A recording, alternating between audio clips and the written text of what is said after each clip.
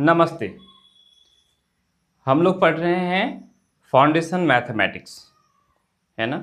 इसका हम लोग पहला चैप्टर नंबर 1 स्टार्ट कर चुके हैं, पेज नंबर 8, जिसमें पहला चैप्टर है नंबर सिस्टम, संख्या पद्धति पढ़ रहे हैं, ठीक है। जिसमें हम लोगों ने ये इस तरफ का जो पार्ट है ये हम लोगों ने पढ़ लिया है। प्राकृतिक संख्या, पूर्ण संख्या, धनात्मक संख्या, ऋणात्मक संख्या, पूर्णांक, है ना, सम संख्या, विषम संख्या, अभाज्य संख्या, संयुक्त संख्या, है ना, संख्याओं का स्थानीय मान, विस्तारित रूप, ये सारा चीज हम लोगों ने पिछले वीडियो में सीख चुका था।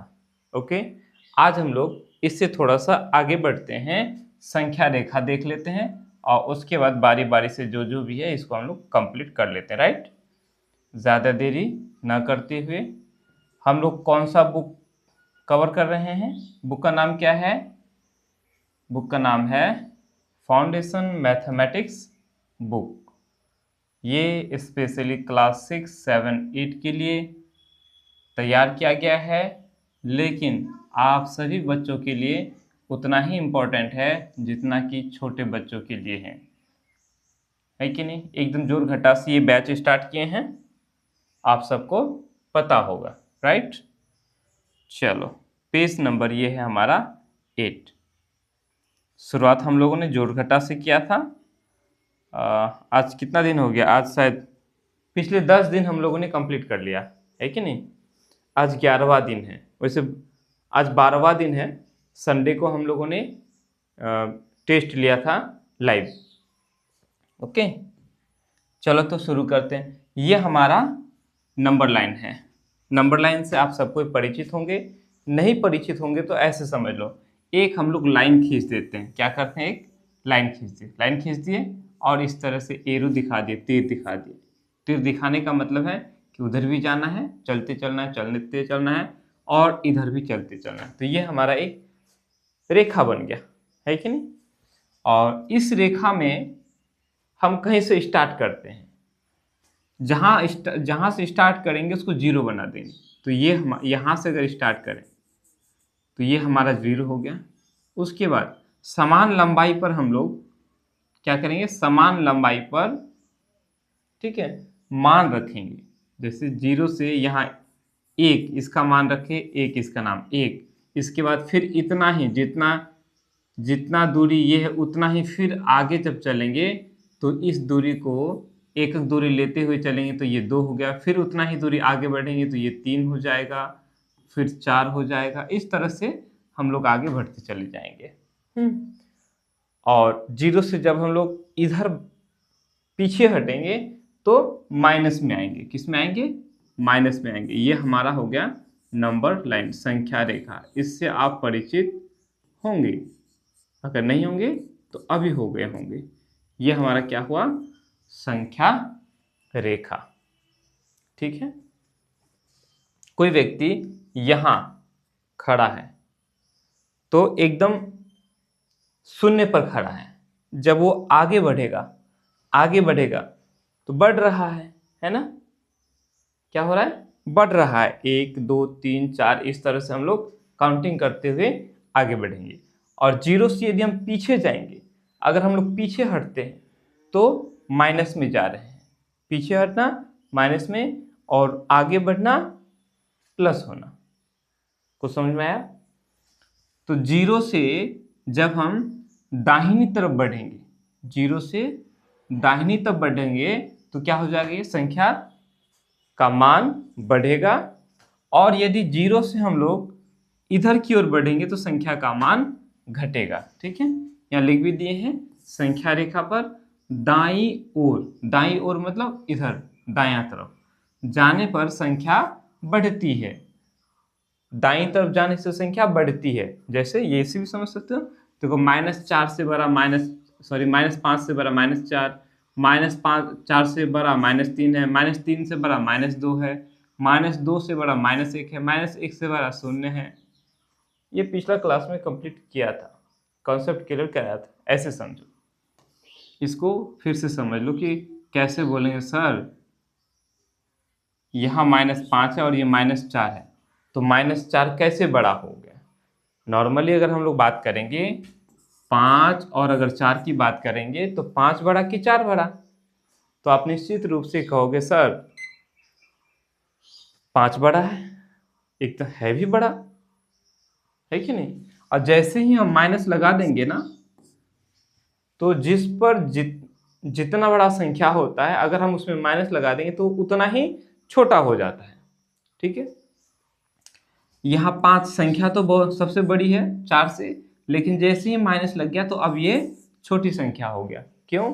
ऐसे समझाए थे कि जैसे मान लेते हैं माइनस का मतलब हम लोग क्या समझते हैं, कर्ज समझते हैं, ऋण। माइनस मतलब ऋण। हम 2 जने हैं, है कि नहीं। मेरे पास कोई 5 रुपया पाता है, मेरे पास 5 रुपया कर्ज है, और एक मेरा साथी है जिसके पास 4 रुपया कर्ज है, 4 रुपया ऋण है। -4 का मतलब 4 रुपया ऋण। तो बताओ हम दोनों में कौन ज्यादा गरीब हुए, कौन छोटा हुए। मेरे पास कोई 5 रुपया पाता है, मेरे साथी के पास 4 ही रुपया पाता है, तो सबसे ज्यादा पैसा मेरे पास ही ना पाता है कोई, अर्थात मैं गरीब हुआ, है कि नहीं। पिछली क्लास में कराया था। चलो इतनी सी बात समझना है कि माइनस जिस पर लगेगा वो उतना ही छोटा हो जाएगा। तो -5 से बड़ा है -4, उससे बड़ा है -3, उससे बड़ा है -2, उससे बड़ा है -1, इसी तरह से -1 से बड़ा है 0, 0 से बड़ा 1, है ना। इस तरह से बढ़ते चले जाएंगे। और यदि हम लोग बाईं ओर बढ़े, संख्या रेखा के बाईं ओर जाएं, तो संख्याएं क्या होती है, घटती है। क्या होती है, घटती है कि नहीं। जैसे यहाँ से 4 से छोटा 5 से छोटा 4, 4 से छोटा 3, 3 से छोटा 2, 2 से छोटा 1, है ना। इस तरह से इधर घटते चले जाएंगे, ठीक है। कोई दिक्कत? अब आप आसानी से बता सकते हो, अगर यहाँ -100 है और यहाँ 5 है, बोलो यहाँ -100 और ये 5, इन दोनों में से कौन बड़ा कौन छोटा है, तो क्या करोगे। संख्या की बात करेंगे तो ये 100 है, बहुत बड़ी संख्या होती है 100, 5 बहुत छोटी संख्या होती है। लेकिन जैसे ही माइनस लगा दिए, तो माइनस लगा देने का मतलब वो छोटा हो गया, ठीक है। अब देखो ये 5 यहां है और ये -100 किधर हो जाएगा, काफी दूर चले जाएंगे। नहीं, यहाँ तो -1, -2, -3, -4, -5, इस तरह से -100 कितना पीछे चला जाएगा, बहुत पीछे। यानी कि ये हमारा -100 जो है 5 से बहुत ही छोटा है, ऐसा समझे। ये 5 का चिन्ह जोड़ है, 5 जोड़ में है, 0 से बड़ा है कि नहीं। तो इसको बोलेंगे धन। धन, धन माने पॉकेट में होना, धनवान होना, ऐसे समझ लो। वही फिर से मान लेते 2 साथी हैं, मेरे साथी के पास 5 रुपया पॉकेट में है, मेरे साथी का पॉकेट में 5 रुपया है, और जबकि मेरे पास पैसे नहीं है बल्कि 100 रुपया कोई और पाता है मेरे पास। पॉकेट में तो है नहीं लेकिन 100 रुपया और पाता है। बताओ इसमें कौन धनी हुआ, कौन बड़ा हुआ। मेरा साथी, क्योंकि उसके पॉकेट में 5 रुपया है, उसके पास कोई पैसा वैसा पाता नहीं है बल्कि उसके पॉकेट में है, और मेरे पास कोई पाता है, तो निश्चित रूप से मैं ज्यादा गरीब हुआ, है कि नहीं, ऐसा में। तो ये हो गया -100 छोटा, 5 बड़ा। बता दिए हैं। 0 के दाईं ओर धनात्मक संख्या, 0 के दाईं ओर, 0 से हम इधर जाएंगे तो ये सारे क्या हो गया, धनात्मक संख्या हो गया, जो कि पिछले वीडियो में भी बताएं। और 0 के बाईं ओर, 0 से बाईं ओर, बाईं तरफ, 0 से बाईं तरफ इधर, है ना, ऋणात्मक संख्या। पिछली क्लास में भी बताया था, है कि नहीं। 0 से छोटा ऋणात्मक संख्या और 0 से बड़ा धनात्मक संख्या। तो 0 से बड़ा कौन होगा, जो 0 से, 0 से दाईं तरफ जाएंगे तो ये सारा धनात्मक संख्या हो गया, और 0 से हम लोग जब इधर जाएंगे बाईं तरफ तो ये ऋणात्मक संख्या, ठीक है। चलो क्लियर हुआ। चलो थोड़ा सा भी इस पर चर्चा कर लेते हैं। पूर्ववर्ती और उत्तरवर्ती, पूर्ववर्ती और परवर्ती, पूर्ववर्ती और परवर्ती संख्या, इसको बोलते हैं प्रीडिसेसर एंड सक्सेसर, ठीक है। इसको हम लोग पूर्ववर्ती को प्रीवियस नंबर भी बोलते हैं। प्रीवियस ठीक पहले वाला, प्रीवियस माने ठीक पहले वाला। तो किसी संख्या से एक कम संख्या को हम लोग क्या कहते हैं? पूर्ववर्ती। क्या कहते हैं? पूर्ववर्ती। जैसे अगर पूछे 10 का पूर्ववर्ती क्या होगा, तो 9। ठीक पहले यानी एक कम, तो 10 से एक कम क्या हो जाएगा? 9 हो जाएगा। आपसे पूछेंगे बताओ जी ये 12 है, 12 का पूर्ववर्ती क्या होगा? 12 से एक कम कर देंगे, क्या हो जाएगा? 11। तो 12 का पूर्ववर्ती हो गया 11। ठीक है, 12 का पूर्ववर्ती 11। चलो अभी देखो बहुत अच्छा से समझ जाएगा।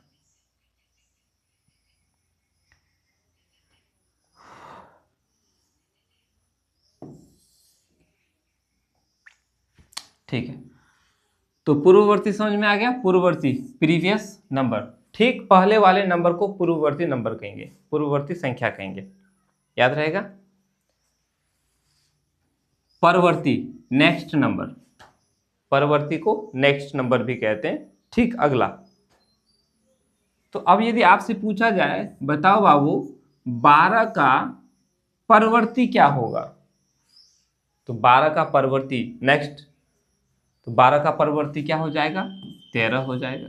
अगर 12 का पूर्ववर्ती पूछा जाए, पूर्ववर्ती, तो 11 हो जाएगा ठीक पहले, है ना। परवर्ती में एक ज्यादा, तो 12 से एक ज्यादा 13।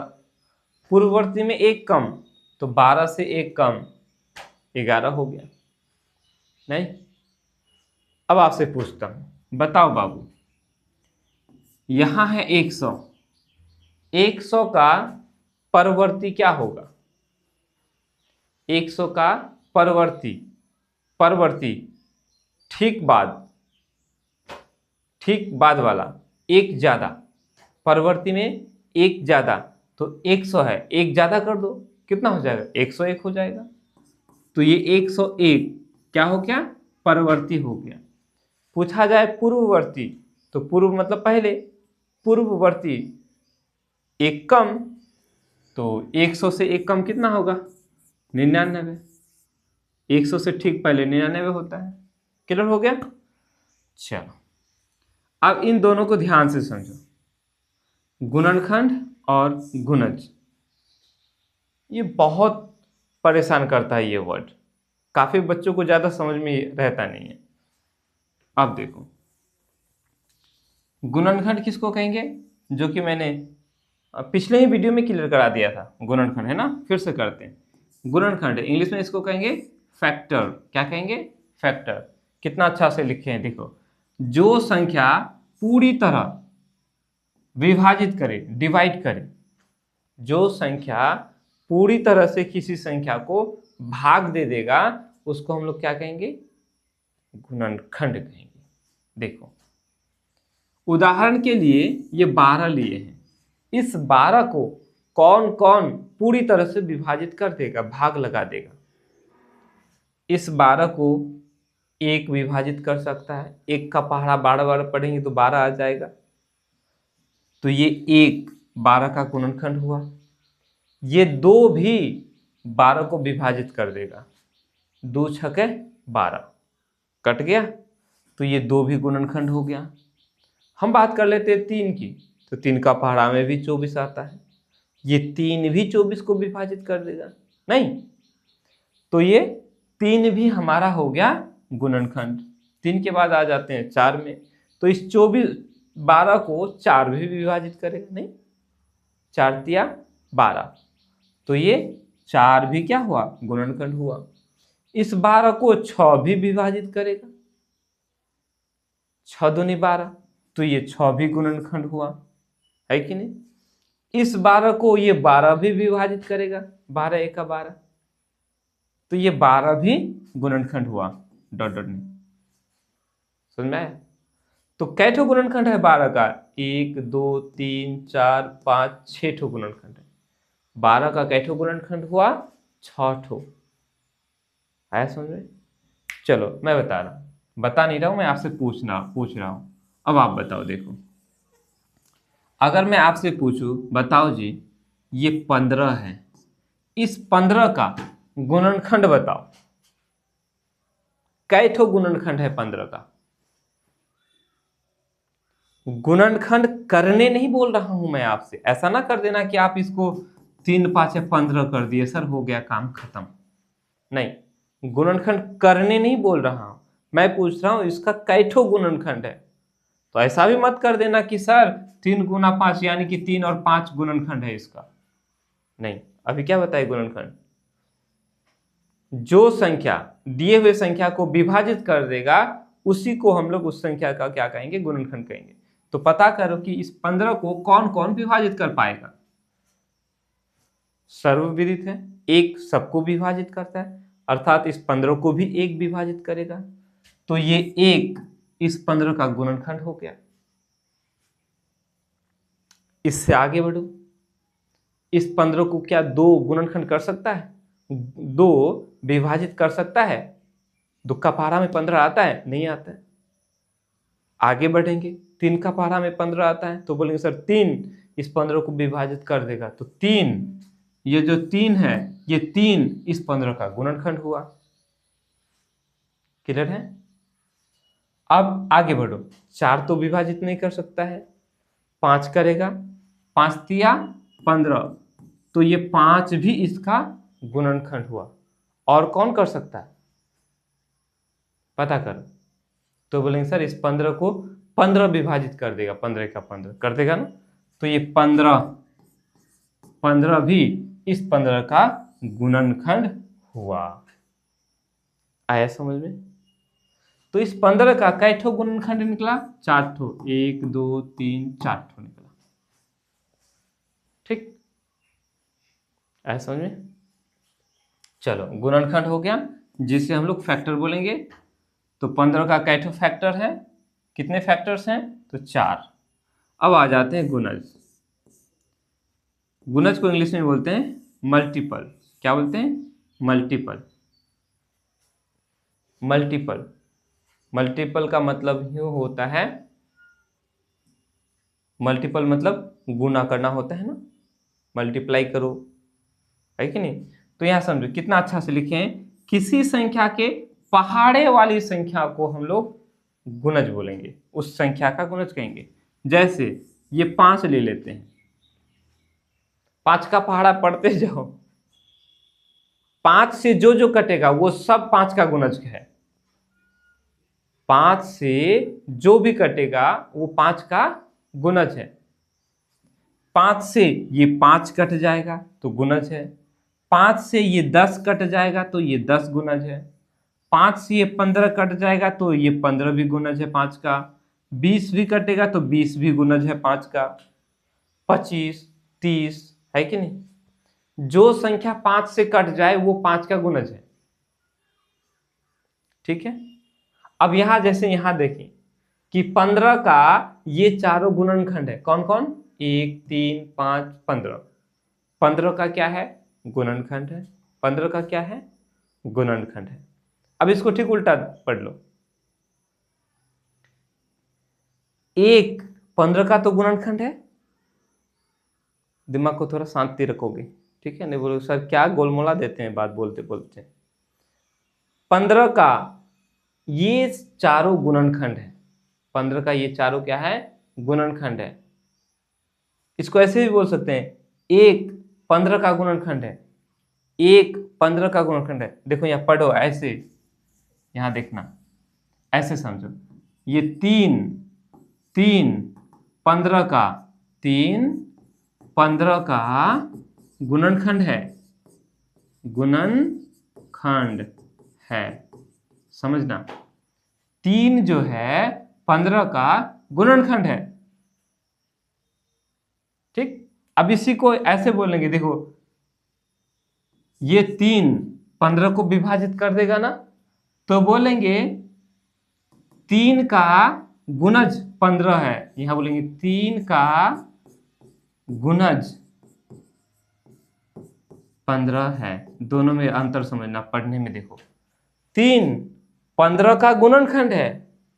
क्यों गुणनखंड है? क्योंकि ये 3 15 को विभाजित कर देता है, इसलिए 3 गुणनखंड हुआ। ये 15 3 का गुणज क्यों है? क्योंकि ये 3 का पहाड़ा में आता है। ये 3 15 को विभाजित कर देगा। अटपटा लग गया ना, छोड़ो। अगर अटपटा लग गया तो छोड़ दो, ऐसे समझ लो, सिंपल सा। गुणनखंड समझ में आ गया? गुणनखंड किसको बोलेंगे? जैसे ये 12 है, 12 को जो जो विभाजित कर देगा वो सब के सब 12 का गुणनखंड है। 12 को जो जो विभाजित कर देगा वो सारा क्या है? 12 का गुणनखंड है। और गुणज पहाड़ा में जो भी आ जाए वो सब उसका गुणज हो गया।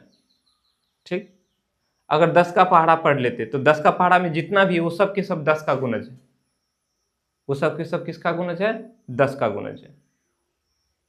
ठीक है, 25 का पहाड़ा पढ़ लो, 25 का पहाड़ा में जो भी आता है वो 25 का गुणज हो गया, और वो सारा का सारा 25 से विभाजित हो जाएगा।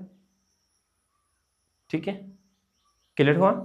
चलो, धीरे धीरे होगा। ठीक है, आते हैं। तो यहां तक हो गया। अब कुछ संख्याओं को लेते हैं, विभाज्यता के बारे में समझ लेते हैं। यहां दिए हैं 2 से विभाज्यता, यानी 2 से कौन सी संख्याएं कटेंगी। तो यहां बताए हैं जिस संख्या के इकाई का अंक 0 हो, 2 हो, 4 हो, 6 हो या फिर 8 हो तो वो 2 से कट जाएगा। जिस भी संख्या का इकाई का अंक 0, 2, 4, 6, 8 इनमें से कोई भी रहे वो 2 से कट जाएगा। अब क्या बताने जा रहे हैं? विभाज्यता नियम। ठीक है, सबसे पहला नियम हम लोग देख लें कि 2 से कौन कौन सी संख्याएं कटती है, इसका पता करना है। तो कैसे पता करेंगे? इकाई का अंक देखेंगे, यदि इनमें से कोई है तो वो 2 से कट जाएगा। जैसे 4, 5, 7 0 दे दिए, 4570, लास्ट में 0 है मतलब ये 2 से कट जाएगा, कहानी खत्म। 7, 6, 4 764, लास्ट में 4 है मतलब ये 2 से कट जाएगा। लास्ट में इनमें से कोई भी रहे, 2, 4, 0, 2, 4, 6, 8 इनमें से कोई भी रहे वो 2 से कट जाएगा। सिंपल, याद रहा? चलो, तो 2 से पता हो गया। अब पता करते हैं कि 3 से कौन सी संख्याएं विभाजित होंगी। कैसे पता करेंगे? भाग देना नहीं है, वैसे ही पता करना है। कैसे पता करेंगे? तो देखो, उसके लिए क्या बताएं? जिस संख्या के सभी अंकों का योग, ठीक है, 3 से विभाजित हो जाए वह संख्या 3 से विभाजित होगा। नहीं समझ में? कोई एक संख्या लेते हैं, कोई भी रैंडमली कोई भी संख्या ले लेते हैं।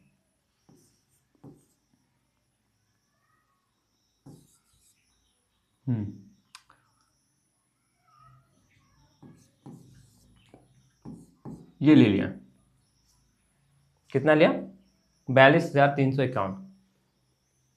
हमें पता करना है कि ये 3 से कटेगा या नहीं। कैसे पता करेंगे? तो जो संख्या दिया हुआ है उस संख्या के सभी अंकों को जोड़ देना है। जोड़ो, 4 और 2 6, 6 और 3 9, 9 5 14, 14 और 1 15। सभी को जोड़े तो 15 आ गया। बोलो ये 15 3 से कटेगा कि नहीं? तो बोलेंगे यस कटेगा। जब ये 3 से कटेगा तो निश्चित रूप से ये 3 से कट जाएगा। 42,351 एकदम कट जाएगा। ठीक है, कुछ और ले लेते हैं। 2 3 7 6 ये ले लिया। जोड़ो, 7 और 2 9, 9 3 12, 12 7 19। जोड़, सभी अंकों को जोड़े तो कितना हो गया? 19 हो गया ना। बोलो क्या ये 19 3 से कटेगा? नहीं कटेगा, मतलब ये 7,237 3 से नहीं कटेगा। सिंपल से जोड़ के देख लिया, कट रहा है तो ठीक, नहीं कट रहा है तो नहीं कटेगा। समझ में आ गया? चलो, पता चल गया 2 से कौन कौन सी संख्या कटेगा, कौन कौन सी संख्याएं विभाजित होंगी 2 से। तो जिस संख्या का इकाई का अंक में 0, 2, 4, 6, 8 में से कोई भी रहे तो वो 2 से कट जाएगा, अन्यथा वो 2 से नहीं कटेगा। 3 से कौन कौन सी संख्या विभाजित होंगी? इसके लिए हमें क्या करना है, संख्या के सभी अंकों को जोड़ देना है और देखेंगे कि यदि वो 3 से कटता है तो बोलेंगे ये पूरी संख्या 3 से कटेंगी, विभाजित होगी, अन्यथा नहीं। ठीक है, चलो आगे चलते हैं। अब पता करते हैं कि 4 से कौन सी संख्याएं विभाजित होंगी, इस भी नियम को। तो 4 से विभाजित होने के लिए संख्या के अंतिम 2 अंक यदि 4 से विभाजित हो जाए तो निश्चित रूप से दिया हुआ संख्या 4 से विभाजित होगा, अन्यथा नहीं। जैसे वही लिखे ना, जिस संख्या के अंतिम 2 अंक 4 से विभाजित हो जाए वह संख्या 4 से विभाजित होगा। उदाहरण के तौर पर लेते हैं हम लोग, जैसे 5 4 3 0, 5430 ले लिया। इस 5430 का अंतिम 2 अंक कितना है? 30 है। बोलो ये 30 क्या 4 से विभाजित होगा? 4 से विभाजित होगा? नहीं होगा। 4 7 28, 4 8 32, नहीं हो रहा ना। मतलब ये 5430 4 से विभाजित नहीं होगा। हाँ, 2 से विभाजित होगा। क्यों? क्योंकि लास्ट में 0 है। ठीक है, कुछ और ले लेते हैं। अगर यहां हमारा 2 हो जाता, 32 हो जाता, तब बोलते ये 4 से विभाजित होगा। 5432 ये 4 से विभाजित हो जाएगा। क्यों? क्योंकि इसके अंतिम का 2 अंक जो है, ये अंतिम 2 अंक क्या है? 32 है, और 32 4 से विभाजित हो जाता है, 4 8 32, तो ये 5432 ये 4 से विभाजित हो जाएगा। क्लियर हुआ? 4 से कटेगा या नहीं कैसे पता करेंगे? संख्या का लास्ट का 2 अंक को हम लोग देखेंगे कि वो 4 से कटता है या नहीं कटता है। अगर कटता है तो वो 4 से कट जाएगा। एक और उदाहरण ले लेते हैं। 3 2 5 6, 3256 ले लिया। अब बताना है कि ये 4 से कटेगा कि नहीं। क्या बोले? 3256 है तो लास्ट का 2 अंक 5 और 6 56 हो गया। ये 56 4 का पहाड़ा में आता है कि नहीं? तो देखो 4 का 4, 5 में से 4 चला गया, 1 बचा, 1 पर 6 16 हो गया। हुआ कि नहीं? 4 चौका 16 कट गया। 14 चौका 56 होता है ना, तो ये 56 4 से कट गया। मतलब ये 3256 ये 4 से विभाजित हो जाएगा। क्लियर? चलो, तो 4 से समझ में आ गया। ठीक इसी तरह से ये तो 5 है। 5 से कौन संख्या विभाजित होंगी? तो लास्ट में यदि 0 रहे या 5 रहे तो वो 5 से कटेगा, नहीं तो नहीं कटेगा। लास्ट में अगर 0 रहे तो वो 2 से भी कटता है और 5 से भी कटेगा। ठीक है, जैसे हमने 370 लिया, लास्ट में 0 है तो ये 2 से भी कटेगा, लास्ट में 0 है तो ये 5 से भी कटेगा निश्चित रूप से। ऐसा में लास्ट में यदि 0 या 5 है तो वो संख्या निश्चित रूप से 5 से कटेगा ही कटेगा। ठीक है, चलो 2 से बता दिया, 3 से बता दिया, 4 से बता दिया, 5 से बता दिया। अब आ जाते हैं 6 से। कौन सी संख्या 6 से विभाजित होगी? तो देखो 6 से वही संख्या विभाजित होगी जो 2 से भी कट जाए और 3 से भी कट जाए।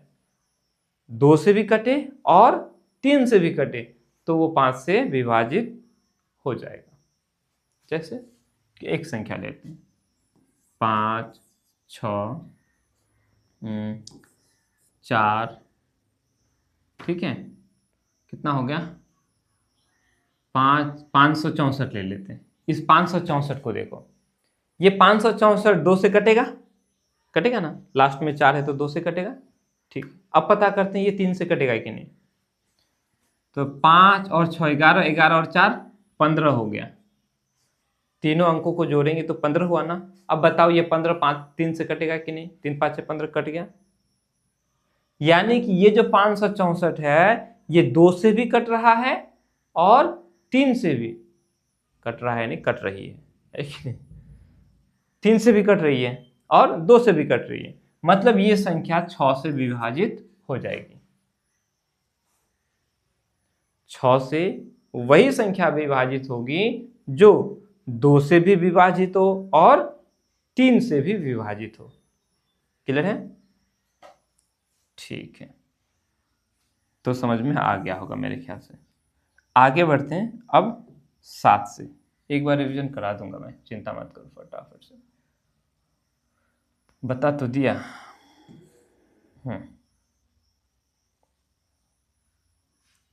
फटाफट से कर लेते हैं, 11 तक बताऊंगा अभी आप लोगों को, चिंता ना करो। चलते हैं अब 7 से कौन कौन सी संख्या विभाजित होगी।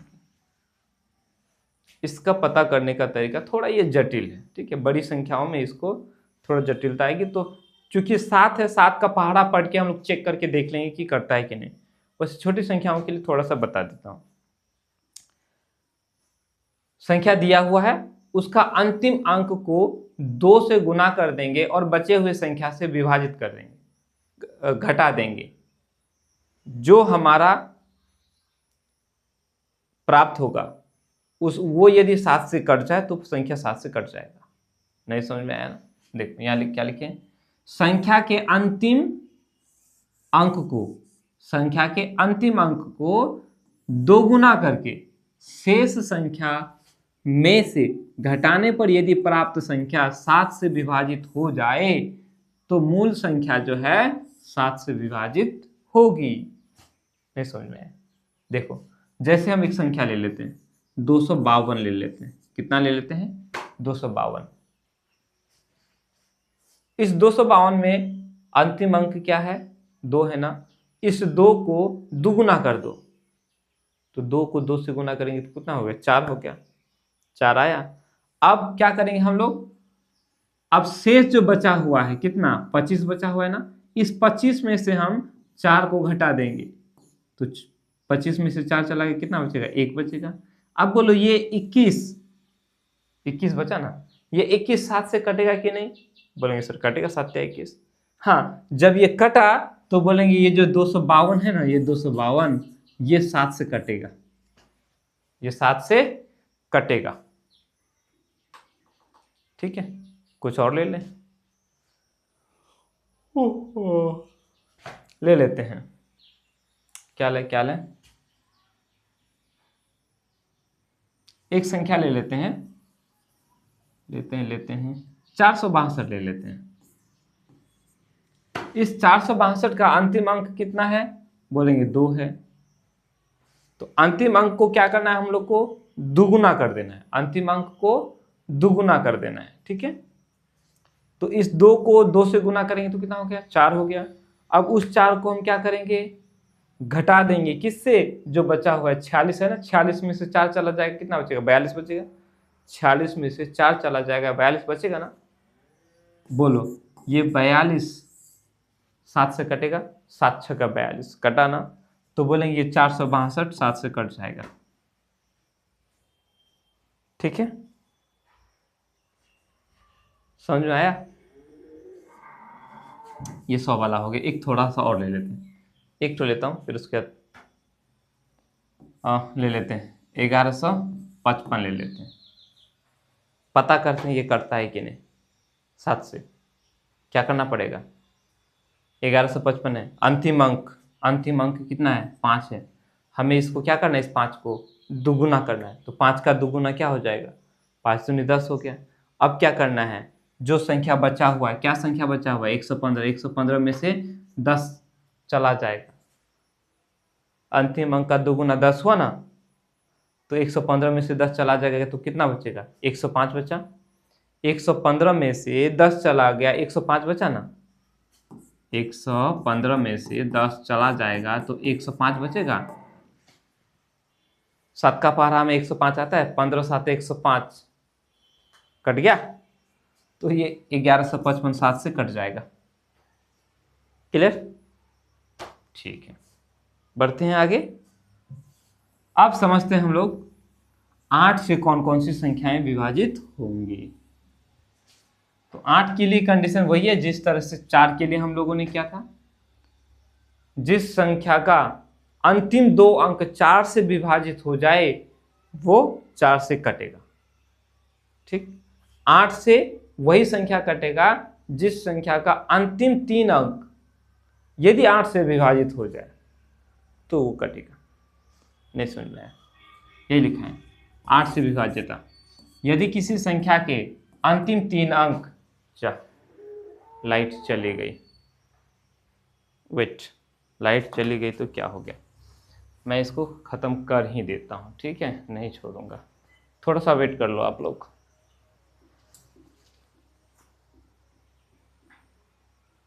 इधर बोर्ड है, मैं इधर कर लेता हूँ, ठीक है, बस थोड़ी देर में ख़त्म हो जाएगा क्लास, चिंता मत करो।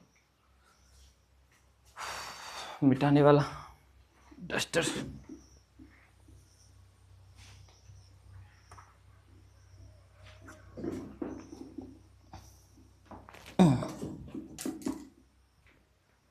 लो क्या हो गया, फिर अंधेरा हो गया। थोड़ा सा वेट कर लो सर, थोड़ा सा, बस हो गया ये उजाला। खिड़की का पर्दा मैं हटा दिया, अब ये हो गया उजाला, और ये है मेरे पास मार्कर, और ये मैं आ गया बोर्ड में, ठीक है, ये मैं आ गया बोर्ड में।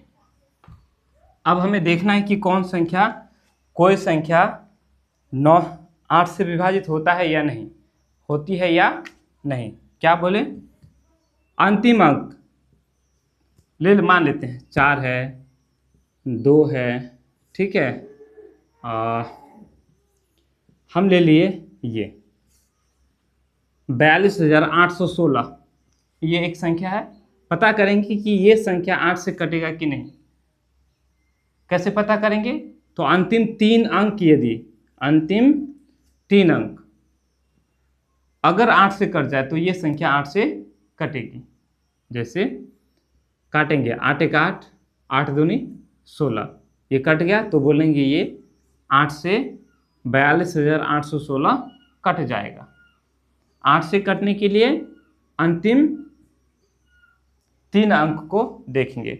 वैसे इसका इस्तेमाल ज़्यादा हम लोग नहीं करते हैं, ठीक है, ज़्यादातर हम लोग किसका करते हैं, 2 का करते हैं, 3 का प्रैक्टिस करते हैं, 4, 5, 6 हो तो भी उसको 2 और 3 से अलग अलग करके काट देते हैं, ठीक है, वो अलग बात है। खैर, तो समझ में आ गया कैसे पता करेंगे कि 8 से कोई संख्या विभाजित होगी या नहीं। तो हमें क्या करना है, अंतिम 3 अंक देखना है। यदि अंतिम 3 अंक कट गया, क्या कट गया, 8 से, तो वो संख्या 8 से विभाजित होगी।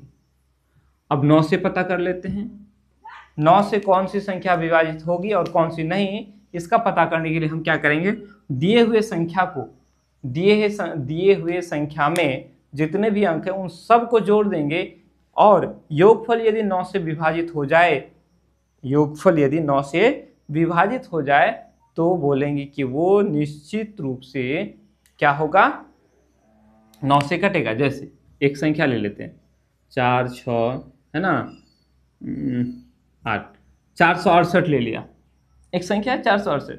अब पता करना है कि ये 9 से कटेगा या नहीं।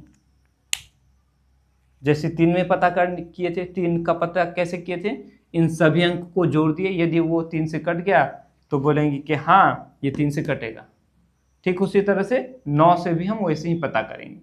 तो जोड़ो, 4 और 6 10 हो गया, 10 और 8 18 हो गया। बोलो ये 18 9 से कटेगा ना, निश्चित रूप से कटेगा। तो बोलेंगे ये 468 9 से कट जाएगा, 9 से कट जाएगा। वहीं अगर ऐसे ले लें 4, 3, 5, 8, ये वाला संख्या ले लें। अब पता करते हैं कि ये 9 से कटेगा कि नहीं कटेगा। देखो 4 और 3 7, 7 और 5 12, 12 और 8 20, ये 20 आ गया। क्या ये 20 9 से कटेगा, नहीं कटेगा। तो ये 4358 9 से नहीं कटेगा। कहानी खत्म, क्लियर हुआ। चलो अब बारी है 10 से कौन कौन संख्या विभाजित होगा ये पता करना है कि नहीं। तो 10 से कौन कौन सी संख्या विभाजित होंगी, आपको याद रखना है, जिस संख्या का इकाई अंक यानी जिस संख्या का लास्ट का अंक 0 रहेगा वो 10 से कट जाएगा, खत्म कहानी। जैसे 5, 6, 7 लास्ट में 0 दे दिए, हो गया, ये 10 से कट जाएगा, लास्ट में 0 है ना। 8, 7, 6, 0 लास्ट में 0 है ना, ये 10 से कट जाएगा, लास्ट में 0 रहे तो वो 10 से कट जाएगा। एक और बताऊंगा लास्ट 11 का, कौन संख्या 11 से कटेगा और कौन संख्या नहीं कटेगा उसका पता करना है, ठीक है। चलो, कोई संख्या दिया हुआ है जैसे 7, 6, 4, 8, ठीक, ये संख्या 11 से कटेगा या नहीं कटेगा इसका पता करने के लिए हम क्या करेंगे, इकाई अंक को सैकड़ा के साथ जोड़ेंगे, यानी एक अंक को छोड़ देंगे, इस अंक को जोड़ेंगे इसके साथ, इसको छोड़ के, अगर आगे और है तो फिर एक अंक को छोड़ के इधर वाले के साथ जोड़ेंगे, ठीक है। तो जोड़ो, 8 और 6 कितना हो गया, 14 हो गया, वेरी गुड, कितना हो गया, 14 हो गया। अब फिर क्या करो आप, जितना है ये तो हम लोगों ने कर लिया, ये हम लोगों ने कर लिया, उसके बाद अब जो बच गया उनको जोड़ो, तो 4 और 7 जोड़ो, 7, 4, 11, उसके बाद घटा दो, दोनों को घटा दो, 13 में से 11 चला गया, कितना बचा, 3। तो देखो घटाने के बाद यदि यहाँ 0 आ जाए, घटाने के बाद क्या आ जाए, यहाँ 0 आ जाए, ठीक, याद रहेगा। अगर घटाने के बाद यहाँ 0 आ जाए या फिर 11 का गुना जाए, या 11 आ जाए, 22 आ जाए, 33 आ जाए, 44 आ जाए, 55 आ जाए, 11 से कटने वाला आ जाए, तो वो 11 से कटेगा, कौन, वो संख्या। लेकिन यहाँ देखेंगे कितना आया, 3, 0 नहीं आया, 11 का गुणज नहीं आया, मतलब ये 7648 11 से नहीं कटेगा, इस 11 से विभाजित नहीं होगी। आया समझ में। एक और लेते हैं, बहुत अच्छा, 1155 ले लें, एक संख्या है। देखो हम क्या करेंगे, इस 5 को इस 1 के साथ जोड़ेंगे, और इधर नहीं है तो छोड़ देंगे, तो 5 और 1 6 हो गया, पुनः इनको जोड़ेंगे, कितना हो गया, 6 हो गया, तो 6 में से 6 गया 0, घट के 0 आया ना, मतलब ये 11 से कट जाएगा। अंतर यदि हमारा 0 आए या कुछ 11 का गुण जाए तो वो 11 से कट जाएगा। क्लियर है, ठीक है। याद रखने के लिए आप देख देख करके उसको पूरा लिख लेना, ठीक है। ओह, ये तो लाइट ही भाग गया, तो अब क्या करेंगे। चलो अंतिम, उसके बाद थोड़ा सा रोमन अंक सब दिया हुआ था, जिससे मैं आप लोग को दे देता हूं, और आप लोग एक बार देख लेना, उसको याद कर लेना। या आपके पास यदि बुक है, बुक लेना चाहो, बुक का क्या नाम है, फाउंडेशन मैथमेटिक्स बुक, तो आप मुझसे कांटेक्ट करके ले सकते हो, ठीक है, जिससे क्या होगा, आपका बेस मजबूत हो जाएगा। चलो मैं फटाफट से रोमन अंक दे देता हूँ, उसे भी आप लोग अच्छा से कर लेना। आई से 1 होता है, डबल आई से 2 होता है, ट्रिपल आई से 3 होता है, आप लिखते चले जाओ। आई भी से 4 होता है ना, और भी से 5 होता है, भी आई से 6 होता है, भी डबल आई से क्या होता है 7, और भी ट्रिपल आई से 8 है ना। उसके बाद आई एक्स से 9 और एक्स से 10 होता है। उसके बाद डबल एक्स बोलेंगे 20 होता है, ट्रिपल एक्स 30 होता है। उसके बाद एक्स एल से 40 होता है और एल से 50 होता है। यहाँ आप ट्विस्ट यहाँ समझो, इसमें हम क्या देखेंगे, ये आई भी है ना, देखो ये भी से 5 है और आई भी से 4 है कि नहीं। वहीं भी आई से 6 हो गया, तो ये कैसे हुआ, ये समझने वाली बात है ना, कैसे हुआ। यहाँ अब देखो, यहाँ एल से 50 है और एक्स एल से 40 है, एक्स से 10 होता है, वहीं आई एक्स से 9 हो जाता है कि नहीं। तो देखो इसमें क्या रूल है, जब हम जैसे ये 50 है, ठीक, L मतलब 50, अगर हमें 51 लिखना है तो इसके इधर में दाईं ओर अगर लिखेंगे हम लोग, जैसे I लिख दिए, I का मतलब 1, तो ये 50 और 1 51 हो गया। अगर 52 लिखना है तो 50 लिख दिए, उसके बाद 2 लिखना है, ये हो गया 52, ठीक। अब यहाँ जैसे 40 लिखना है, 40 अगर लिखना है तो हम क्या कर सकते हैं, ये जो x है, x का मतलब 10 हो रहा है। देखो टाइम थोड़ा ज़्यादा हो गया, वीडियो लंबी हो जा रही है, इसीलिए मैं कोशिश कर रहा हूँ फटाफट से बता दूँ। छोड़ो, यहाँ लिखा देता हूँ, उसके बाद दूसरे वीडियो में डिस्कशन करेंगे आगे, ठीक है। आप इसको याद कर लेना। L x से 60, L डबल x से 70, L ट्रिपल x से 80 और 90, ठीक है। 90 के लिए x c से 90 और c से 100, डबल c से 200, ट्रिपल c से 300। अब 400 के लिए 4 ठो सी नहीं लगा देना, ठीक है। तो पहले 500 जानना पड़ेगा, d से 500 होता है और इसमें हम 100 घटा देंगे, c 100 पहले लिखें तो घट जाएगा, ये हो गया 400, ठीक है। d से हो गया 500, 600 करना है तो डी सी 600 हो गया और डी डबल सी ये 700 हो जाएगा। उसके बाद डी ट्रिपल सी ये हो गया 800। उसके बाद 900 लिखना है तो ऐसा नहीं करना है कि डी 4 ठो सी, कभी भी 4 ठो लेटर नहीं आता, 3 से ज़्यादा नहीं होगा, ठीक है। अब हमें अगर 900 लिखना है तो उससे पहले 1000 जानना पड़ेगा।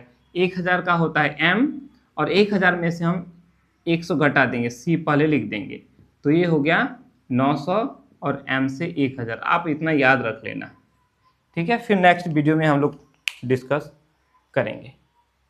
बस आज के लिए इतना ही करते हैं, ओके।